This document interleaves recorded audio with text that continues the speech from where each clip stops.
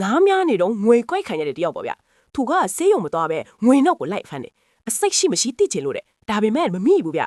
ဒါနဲ့အစိတ်မပြန့်အောင်ဆိုပြီးပေါင်ရင်းကိုအဝတ်နဲ့စီးလိုက်တယ်ဒါပေမဲ့သူကတောရွာမှာနေတာဆိုတော့ဆေးရုံလည်းနီးနီးနားနားမရှိဘူးပေါ့အိမ်ပြန်ရောက်တော့ညာဘက်ခြေထောက်ကရောင်ပြီးခရမ်းရောင်တောင်ပြောင်းနေပြီ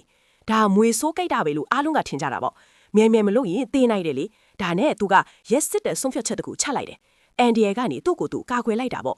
ဒီเจ้าရွာထဲမှာပြန့်သွားတယ်အားလုံးကသူ့ကိုရဲရဲနဲ့လူတယောက်လို့ချီးကျူးကြတာပေါ့အဲ့ဒီချိန်မှာမွေဖန်းသမားတယောက်ရွာကိုရောက်လာတယ်အဲ့ဒီလူကသူ့ကိုကြိုက်တဲ့မွေရဲ့အကြောင်းပြောပြတယ်မွေဖန်းသမားမျက်နှာပြတ်သွားတယ်ဖြည်းဖြည်းချင်းသူ့ကြောဖို့အိတ်ကိုဖွင့်ပြီးမွေတကောင်ထုတ်ပြတယ်သူပြောပြတဲ့မွေနဲ့အတူတူပဲတဲ့